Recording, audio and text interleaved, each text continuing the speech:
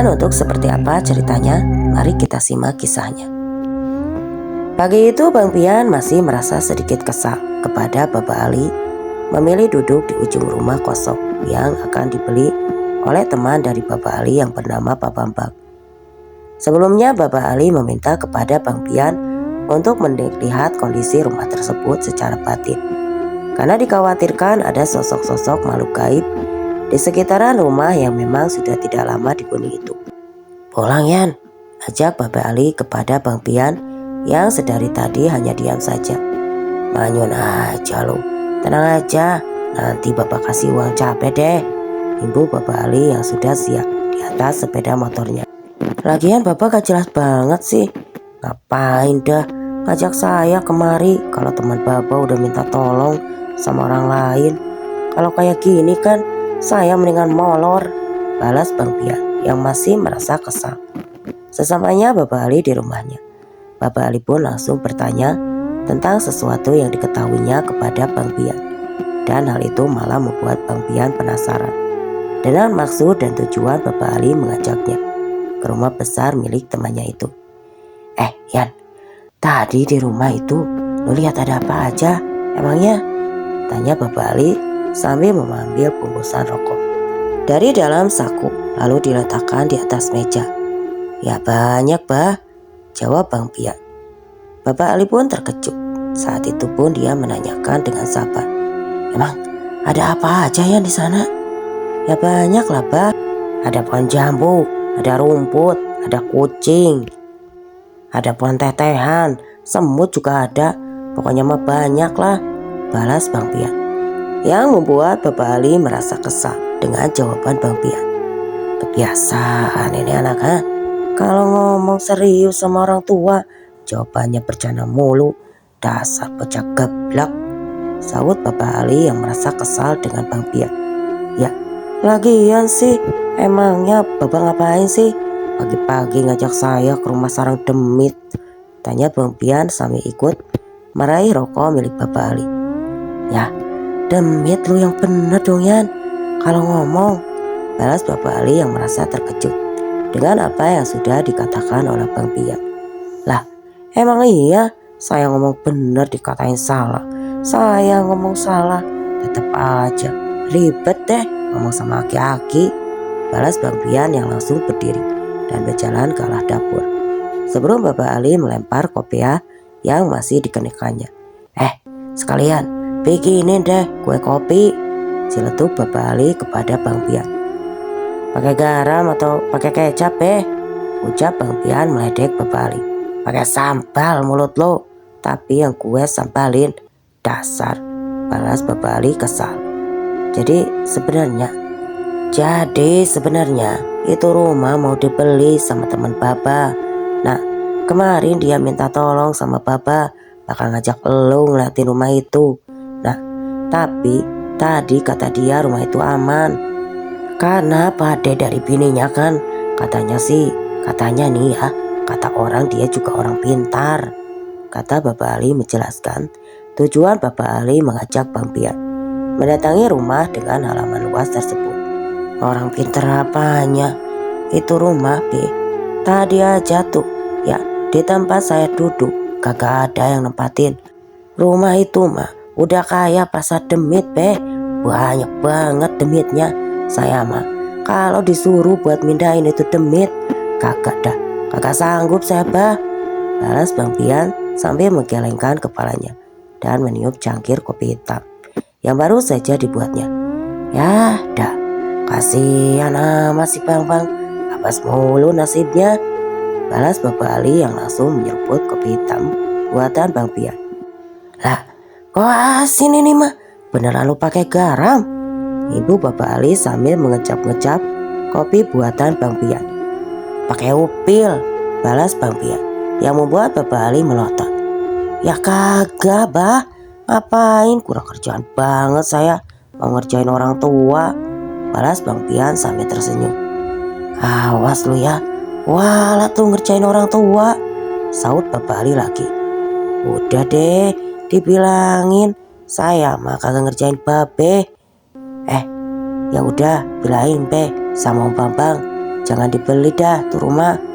Kasihan nanti yang pada nempatin, ujar Bang Pian sambil terus menyeruput kopi hitam buatannya. Ah, ya udah deh, ntar gue ke rumahnya lagi dan mudah-mudahan aja belum dibayarin sama si Bambang, balas Bapak Ali sambil menghisap dalam-dalam rokok kretek kesukaannya. Beberapa minggu kemudian Bapak Ali pun kembali meminta Bang Pian untuk datang ke rumahnya dan menceritakan apa yang terjadi pada anak Pak Bambang yang baru saja 1 minggu menempati rumah yang baru dibeli oleh Pak Bambang tersebut. Yan, lu bisa nolongin Pak Bambang kagak sih? Tanya Bapak Ali kepada Bang Pian dengan wajah serius. Lah, emangnya Pak Bambang kenapa be? Tanya Bang Pian yang baru saja sampai di rumah Bapak Ali. Anak baru sampai, bukannya ditanya kabarnya dulu. Gimana sih Bapak ini? Main minta tolong-tolong saja, gerutu Maela sambil meraih cucu kesayangannya dari gendongan sang ibu. Iya, sampai lupa gue. Gimana kabarnya? Sehat semua kan? Tanya Bapak Ali. Bapak Ali pun tersenyum dan melirik ke arah Maela. Alhamdulillah be, sehat. Lagian saya sama bini saya mau nginep. Ntaran aja deh ngobrol soal Pak Bambangnya, balas Bang Pian yang langsung masuk ke dalam rumah Bapak Ali. Emangnya Om Bambang kenapa be? Tanya lagi Bang Pian yang berjalan dari arah dapur, menenteng cangkir kopi hitam yang baru saja diseduhnya.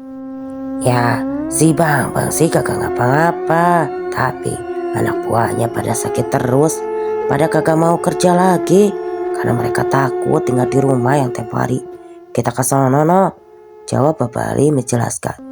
Lah, kan udah saya katakan itu rumah sarang demit, masih aja dibeli. Emang rumah itu siapa yang mau nempatin? Tanya Bang Pian yang mulai merasa penasaran. Ya, yang nempatin karyawannya si Bambang. Kan rencananya itu rumah bakal dibikin konveksi. Ya, jadinya nanti bakalan ada banyak orang yang kerja sama tinggal di sana, balas Bapak Ali menjelaskan. Oh, pantasan aja dia mau beli tuh rumah, serem begitu. Ternyata bakal dijadiin konveksi. Dia pikir diminta bakalan pergi kali karena banyak orang di sana, ujar Bang Pian sambil mulai membakar rokok filter kesukaannya. Ya, begitu kali. Tapi kemarin katanya itu rumah Yan, dia mau minta tolong sama lo, balas Bapak Ali. Lah, katanya dia punya pade yang sakti, yang orang pintar. Gimana sih? Balas Bang Pian yang masih ingat dengan apa yang diceritakan oleh Bapak Ali beberapa waktu yang lalu. Kagak sanggup kali itu orang. Apa dia udah kagak pintar lagi ya? Gue juga kagak tahu. Yang penting dia mau minta tolong sama lo. Sekarang bisa kagak lo? Tanya Bapak Ali sambil menggerutu. Insya Allah saya bisa, balas Bang Pian yang langsung membuat Bapak Ali tersenyum mendengar jawabannya. Nah, gitu dong Yan, ini baru namanya anak babe. Nah, terus kapan kita ke sononya Yan? Tanya Bapak Ali. Mendingan babe kagak saya ikut deh ke sana. Mending babe antar saya saja ke rumah Pak Bambang. Nah, nanti babe jelasin di sana sama Pak Bambang. Saya takut be kalau babe ikut, nanti malah babe yang kena, ucap Bang Pian menjelaskan. Ya udah deh, lu atur baiknya gimana, ucap Bapak Ali. Nah, terus kapan kita mau berangkat ke rumah Pak Bambang? Ntar aja deh be, habis sholat asar. Saya mau tidur dulu, belum tidur ini. Saya akan dinas malam tadi, balas Bang Pian yang langsung loyor ke kamarnya. Sore harinya sekitar pukul 4:30, Bang Pian pun sampai di sebuah rumah yang beberapa waktu lalu sudah didatanginya bersama Bapak Ali. Tapi sore itu Bang Pian mendatangi rumah yang beraura gelap itu langsung bersama Pak Bambang yang sudah menjadi pemilik baru di rumah besar tersebut. Apapun syaratnya akan saya penuhi Bang. Yang penting arwah-arwah penasaran yang menghuni rumah ini mau pergi, ujar Pak Bambang kepada Bang Pian yang membuat Bang Pian tersenyum mendengarnya. Kalau syaratnya Om Bambang diri, gimana? Emang mau? Tanya Bang Pian yang membuat Pak Bambang terkejut. Sampean ini ngagetin saya aja Bang, balas Pak Bambang sambil tersenyum. Ya, kalau Om Bambang mau nanya pakai syarat apa, panggil dukun aja Om. Saya makan bukan dukun, balas Bang Pian yang sedang berusaha menjelaskan sesuatu kepada Pak Bambang. Setan, kalau udah minta ini itu mah jangan sampai diturutin Om. Jatuhnya musyrik, nyekutuin Allah itu, imbu Bang Pian yang membuat Pak Bambang terdiam. Terus gimana caranya buat minta mereka semua pergi ya Bang? Kalau kagak pakai syarat? Tanya Pak Bambang yang merasa heran dengan apa yang baru saja disampaikan oleh Bang Pian. Ya diajak ngopi aja sambil cerita masa lalunya Om. Terus diajak jalan-jalan ke Ragunan juga bisa. Apakah Ancol juga boleh? Balas Bang Pian yang membuat Pak Bambang tersenyum kesal mendengarnya. Ya sudah, pokoknya saya minta tolong sama sampean Bang, supaya rumah ini aman dan penghuni gaibnya tidak mengganggu karyawan saya lagi yang bekerja di sini, ujar Pak Bambang kepada Bang Pian. Insya Allah deh Om, kelihatannya sih ya, setan-setan di sini emang kagak mau nih kalau tempat tinggal mereka ditempatin orang, balas Bang Pian yang sudah mulai melihat penampakan sosok makhluk gaib di depan pintu utama rumah tersebut. Oh ya, sekarang berarti ini rumah kosong lagi ya Om? Tanya Bang Pian. Iya betul, 2 hari yang lalu seluruh karyawan saya minta pulang. Ya akhirnya saya tanggung rumah saya dulu supaya mereka masih bisa kerja, balas Pak Bambang menjelaskan. Ya udah deh Om, ntar malam saya balik lagi kemari. Saya minta kunci rumahnya aja deh, ujar Bang Pian kepada Pak Bambang. Oke baik, nanti biar sampean ditemani keponakan saya, gimana Bang? Dia juga orangnya beranian kok, ucap Pak Bambang menawarkan. Nah cakep tuh Om, biar nanti sekalian suruh bawa termos sama kopi sama kue-kue kecil jangan lupa, jawab Bang Pian dengan semangat. Kalau soal itu mah beres Bang, nanti malam sampean ke rumah saya dulu ya toh, tanya Pak Bambang kepada Bang Pian. Lah iya kan katanya mau ngajak ponakan Om, gimana sih, balas Bang Pian sambil menggerutu. Oke siap Bang, nanti saya siapkan segala sesuatunya, kopi, air panas, roti, sama rokok kan, beres ya pokoknya, ujar Pak Bambang yang merasa senang karena Bang Pian mau membantunya. Ketika malam tiba sesuai kesepakatan yang telah disepakati, Bang Pian pun kembali datang ke rumah Pak Bambang. Sekitar pukul malam di rumahnya Pak Bambang dan keluarganya serta keponakannya sudah menunggu-nunggu kedatangan Bang Pian. Nah ini keponakan saya yang akan menemani Bang Pian ke rumah itu, ujar Pak Bambang sambil memperkenalkan keponakannya kepada Bang Pian. Bang Pian, ujarnya sambil mengulurkan tangan menyalami keponakan Pak Bambang. Prapto Mas, asli Gunung Kidul, seorang pemuda yang usianya di bawah Bang Pian. Panggil gue Mas, entar gue dikata orang Jawa lagi. Panggil aja nama saya Pian, balas Bang Pian sambil tersenyum. Panggil Bang Pian aja, seru Pak Bambang menimpali. Iya Prap, nama lu Prapatan apa siapa sih? Tadi gue lupa dah, celetuk Bang Pian yang membuat semua orang di rumah Pak Bambang tertawa. Prapto Bang, nama panjang saya Suprapto Edi Cahyo, balas Prapto sambil tersenyum. Ya udah deh, mendingan kita berangkat sekarang aja ya, entar keburu persiran tuh demit-demit yang ada di rumah paman lo, ujar Bang Pian yang langsung mengajak Prapto berangkat menuju ke rumah baru Pak Bambang. Gimana kopi sama air panas sama teman-temannya udah aman belum? Tanya Bang Pian yang melihat barang-barang yang dibawa oleh Prapto.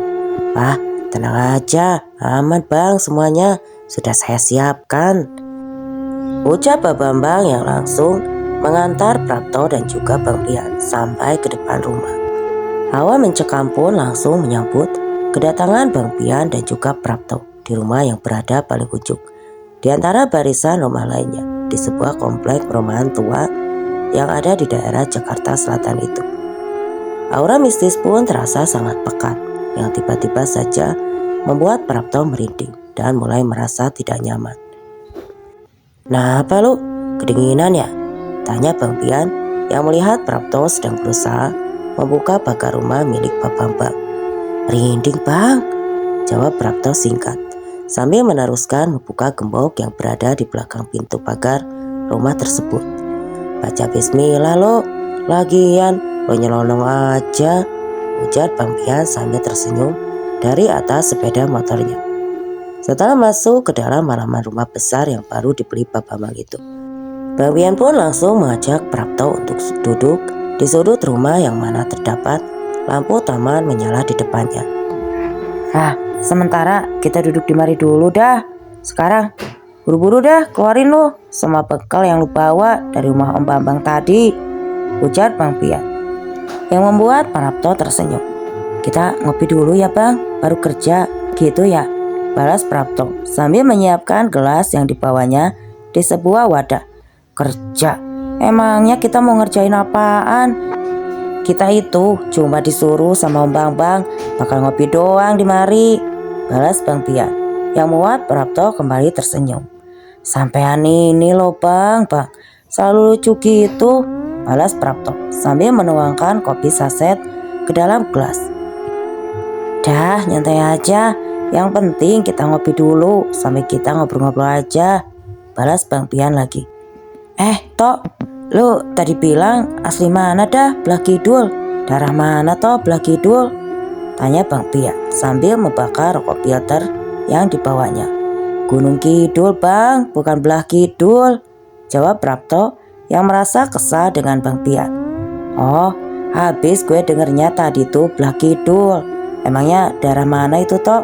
Kayak baru denger dah gua," tanya Bang Pian lagi.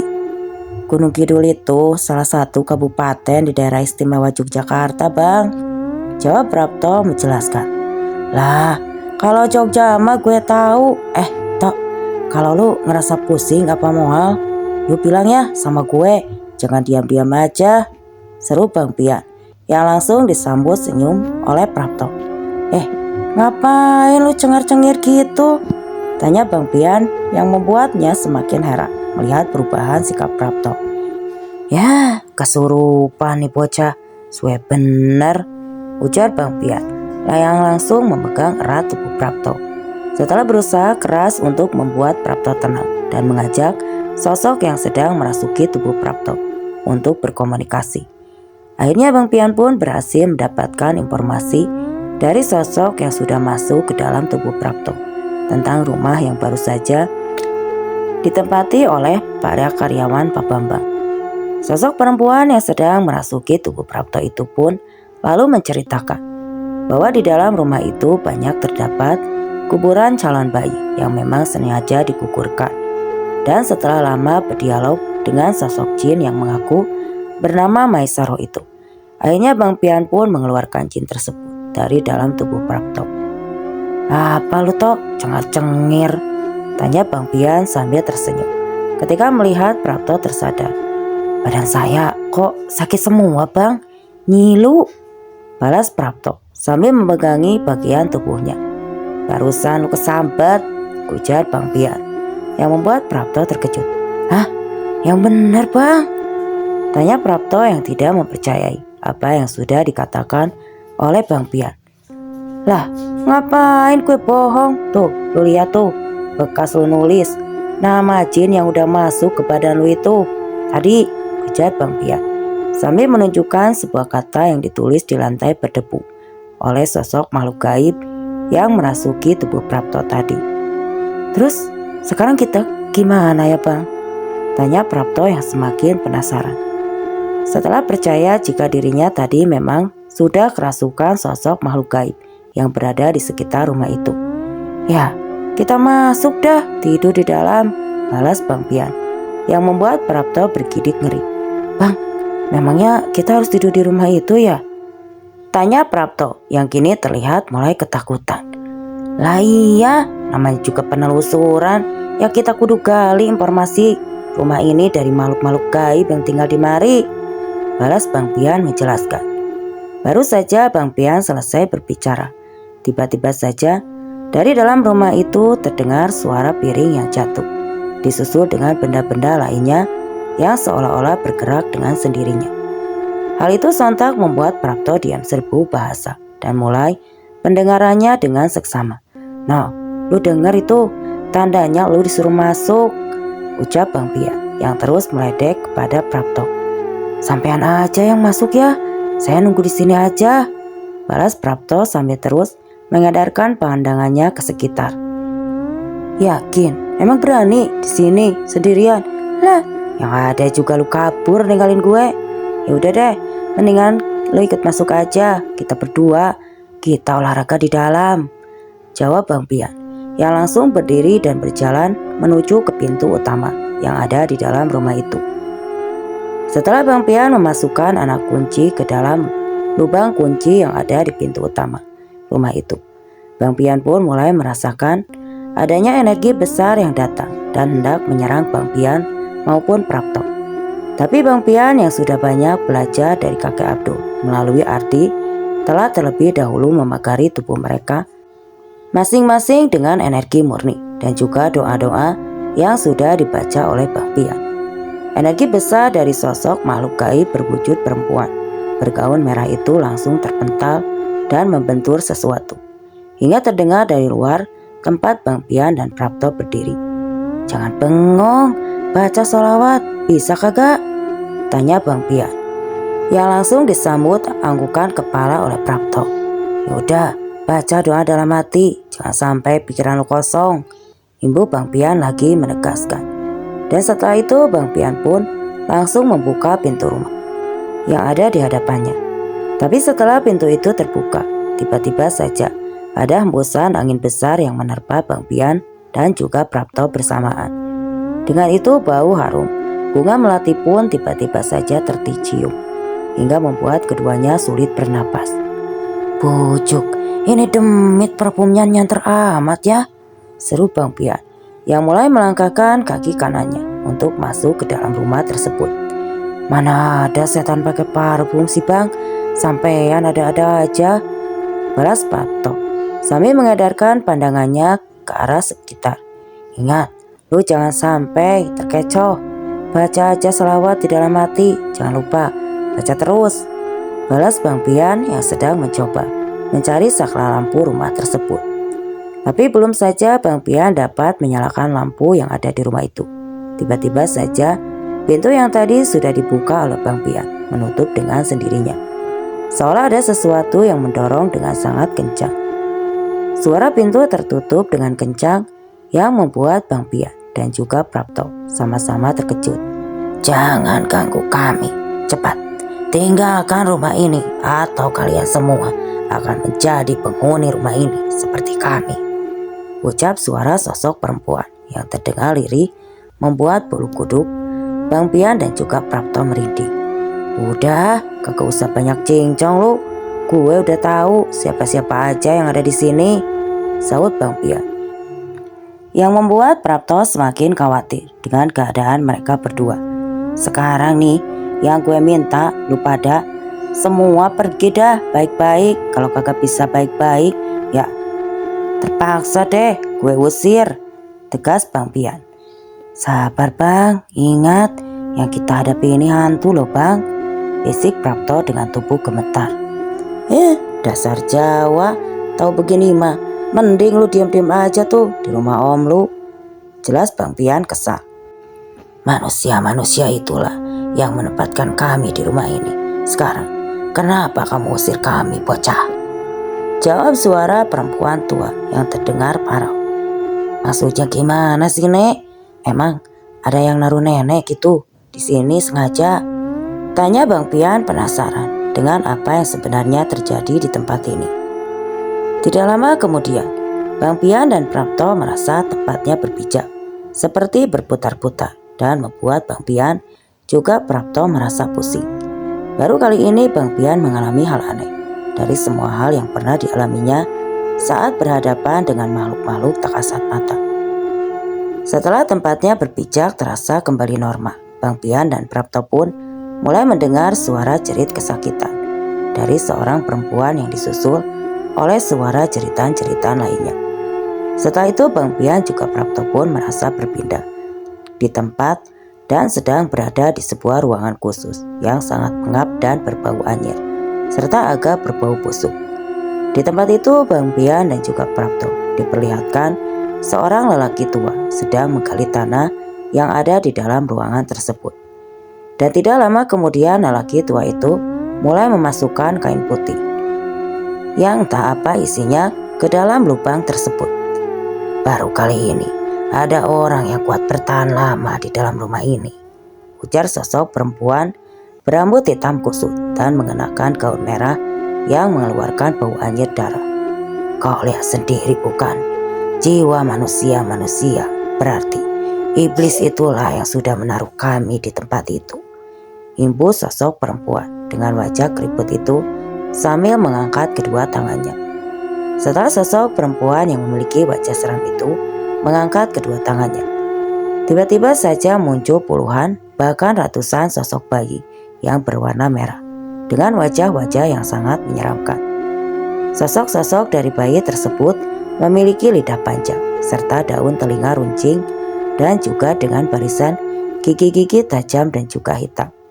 Sosok yang disebut bayi bajang itu mulai mengelilingi tubuh Bang Pian dan juga Prapto dengan sorot mata tajam, seolah sedang memandangi makanan lezat yang ada di hadapan mereka. Dan sekarang, apakah kamu mau mengusir kami anak muda? Ujar sosok perempuan dengan gaun merah tersebut. Lu denger ya, ini rumah udah dibeli sama seseorang, bakalan dihuni. Jadi daripada lu pada ngerasa keganggu satu sama lain, ya sebaiknya lu pada pergi dah dari rumah ini, balas Bang Pian yang tidak gentar kalau melihat ratusan sosok arwah bayi bajang yang seolah siap menerkamnya saat itu juga. Kami tidak pernah pergi dari rumah ini karena kami dilahirkan dan juga dikuburkan serta dilahirkan kembali dengan wujud seperti ini di sini, di rumah ini, balas sosok perempuan bergaun merah yang sangat menyeramkan itu sambil kembali mengangkat kedua tangannya seolah dia sedang memerintah para sosok arwah bayi bajang tersebut untuk segera menyerang Bang Pian dan juga Prapto. Setelah benar-benar mendapat serangan dari sosok-sosok arwah bayi bajang itu, Bang Pian pun hanya bisa menunduk sambil menutupi wajahnya guna menghindari tetesan-tetesan dari sosok bayi bajang tersebut yang berbau sangat busuk, sambil terus membaca doa dan meminta kepada Prapto untuk terus berselawat. Bang Pian pun menunggu saat yang tepat untuk bisa menyerang sosok perempuan yang mampu memerintah sosok arwah bayi bajang itu. Setelah Bang Pian merasa tenaga yang dihimpunnya sudah cukup, Bang Pian pun lalu menghentakkan kakinya ke lantai sambil berteriak menyebut Tuhan Sang Maha Pencipta alam semesta. Allahu Akbar, seru Bang Pian sambil menggebrak ke arah sosok bayi bajang yang bertebangan di hadapannya. Setelah sosok-sosok bayi bajang itu terhempas oleh energi yang dikeluarkan oleh Bang Pian, dia pun kembali melakukannya dengan mengerahkan seluruh tenaganya ke arah sosok perempuan bergaun merah yang tadi memiliki wajah menyeramkan. Dan berkat keyakinan serta doa-doa yang terus Bang Pian panjatkan kepada Allah, akhirnya sosok perempuan bergaun merah itu pun terhempas dengan kencang. Kurang ajar, akan aku bunuh kalian berdua, manusia bodoh, ujar sosok perempuan tua yang wajahnya kini semakin terlihat murka. Mendingan lu pergi deh Nek daripada tempat ini. Saya janji deh bakalan mindahin semua kuburan bayi hasil dari pengguguran itu ke tempat yang lebih layak, balas Bang Pian sambil menatap tajam pada sosok makhluk gaib berwujud perempuan itu. Banyak sekali, ratusan. Kau tidak akan dapat memindahkan semuanya anak muda, balas sosok perempuan yang berdiri mengambang di atas lantai rumah tersebut. Ya, asalkan mau nunjukin sama saya, ya insya Allah lah saya bakal mintain semuanya, balas Bang Pian meyakinkan. apakah kau juga akan memindahkan tubuhku yang terkubur di balik beton rumah ini? Tanya sosok perempuan bergaun merah yang perlahan mengendurkan energi gelapnya. Ya, asal mau dah tunjukin ya Nek ya. Saya mah bakal berusaha deh nyari. Habis itu mindahin dia ke kuburan, balas Bang Pian lagi. Baik kalau begitu. Aku akan memberitahumu di ruang mana saja yang terdapat kuburan bayi-bayi tidak berdosa hasil hubungan gelap yang dibunuh oleh orang tuanya sendiri. Dan juga aku akan menunjukkan di mana letak kuburanku berada. Ujar sosok perempuan itu menjelaskan. Sekarang pejamkanlah kedua mata kalian, imbu sosok perempuan tua dengan gaun merah tersebut. Bang Pian dan Prapto pun kali ini merasa pusing karena tempatnya berdiri itu seolah-olah berputar lagi dengan sangat kencang. Tok, masih sadar apa pingsan ya? Tanya Bang Pian sambil meraba ke arah belakang. Belum Bang, belum pingsan, sadar saya, ucap Prapto sambil dengan suara bergetar. Setelah dia dan Prapto merasa kembali normal ke dalam keadaan semula, keduanya kembali membuka mata dan berada di ruang tamu rumah besar tersebut. Bang Pian yang masih merasa pusing pun kembali mencoba mencari saklar lampu untuk bisa menyalakan lampu yang ada di ruang itu. Bujuk, udah kayak naik helikopter ya Tok, ujar Bang Pian setelah ia dapat menyalakan lampu di ruangan itu. Waduh, saya belum pernah naik helikopter ya Bang, tapi ini sih rasanya kayak naik komedi putar aja Bang, balas Prapto yang berdiri sambil terus berpegangan ke dinding. Gelap, sahut Bang Pian yang mulai mengedarkan pandangannya ke sekitar. Tiba-tiba saja Bang Pian dan Prapto mendengar suara pintu kamar yang ada di dalam rumah itu terbuka satu persatu. Dan setelah Bang Pian mulai mendengarkan suara perempuan yang sudah memintanya untuk masuk ke dalam setiap kamar yang pintunya telah terbuka. Di setiap kamar itu ada 40 janin yang terkubur dan ada 4 kamar yang dijadikan tempat penguburan janin-janin yang nyawanya itu anak muda, ucap sosok perempuan yang tidak lagi menampakkan wujudnya itu. Setelah memasuki setiap kamar dengan pintu yang sudah terbuka, Bang Pian melihat ada tanda kemerahan di setiap lantai yang terdapat kuburan janin-janin bayi tersebut. Hanya kalianlah yang dapat melihat tanda merah di lantai itu, ujar sosok perempuan yang terdengar menggema. Setelah mulai memasuki seluruh kamar yang menjadi tempat penguburan janin-janin tidak berdosa itu, Bang Pian dan juga Prapto lalu dibawa ke sebuah kamar mandi yang ada di bagian paling belakang rumah tersebut. Dan di dalam kamar mandi tersebut tiba-tiba saja muncul sosok perempuan dengan gaun putih yang sedang berdiri memungkungi Bang Pian dan juga Prapto. Oh, jadi di dalam kamar mandi ini jasad nenek sudah dikuburkan, tanya Bang Pian kepada sosok makhluk gaib berwujud perempuan itu. Pindahkan aku ke tempat yang lebih layak. Aku sudah cukup lama terkurung di rumah ini dan rasanya orang yang dulu menghabisi nyawaku pun juga sudah mati, jawab sosok makhluk perempuan yang berdiri memungkungi Bang Pian dan juga Prapto. Dan nama nenek siapa nih ya? Saya kudu nulis nama di papan nisan nenek, tanya Bang Pian dengan tegas. Nama aku Maroh, kuburkan saja tulang belulangku yang masih tersisa di halaman depan rumah ini. Aku berjanji tidak akan mengganggu siapapun lagi orang yang tinggal di rumah ini, balas sosok Maesaro menjelaskan. Oke, siap dah. Terus bagaimana tuh sama janin-janin yang ada di dalam kamar-kamar? Apa saya kudu mindahin juga? Tanya Bang Pian menegaskan. Bawa saja ke pemakaman umum. Mintalah kepada pemilik rumah baru ini untuk menguburkan semua yang terdapat di dalam kamar-kamar itu. Dan satu lubang saja, jawab sosok yang perlahan mulai menunjukkan wajahnya dengan membalikkan tubuhnya.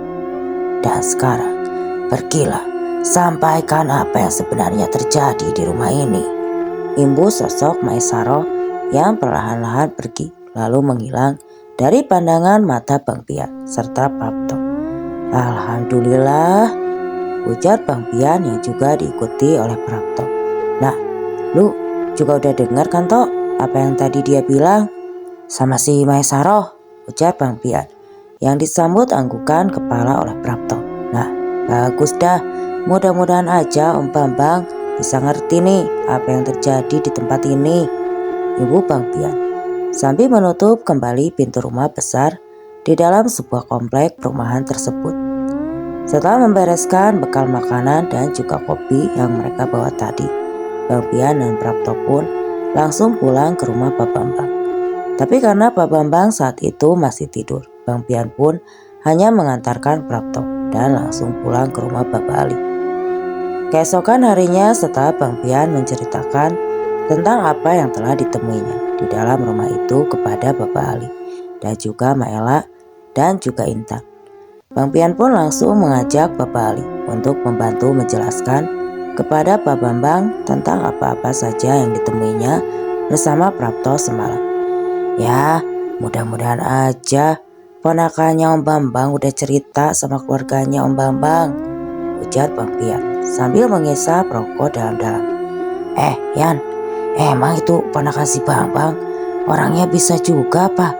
Mau-maunya aja ngikutin lu semalam?" tanya Bapak Ali yang membuat Bang Pian tertawa. "Bisa ngompol, untung aja tuh bocah mentalnya kuat beh. Bocah gunung dia Pak," balas Bang Pian sambil tertawa. "Ya, tapi tuh bocah mah termasuk berani kan. Kalau yang lain mah udah pingsan kali tuh," seru Bapak Ali yang langsung duduk di belakang Bang Pian. Setelah 20 menit lamanya mengendarai sepeda motor, akhirnya Bang Pian dan juga Bapak Ali tiba di rumah Pak Bambang. Pak Bambang dan keluarga pun menyambut hangat kedatangan Bapak Ali dan juga Bang Pian yang telah membantu untuk mengungkap apa yang sebenarnya terjadi di rumah yang baru dibelinya itu. "Alhamdulillah Bang Ali, untung Bang Pian mau bantu saya," ujar Pak Bambang yang merasa sangat senang hari itu. "Ya, orang punya kebiasaan lu mau ngebantu orang lain," balas Bapak Ali yang merasa bangga dengan Bang Pian. Jadi ponakan saya itu telah menceritakan tentang apa yang semalam sudah ditemuinya bersama Bang Pian.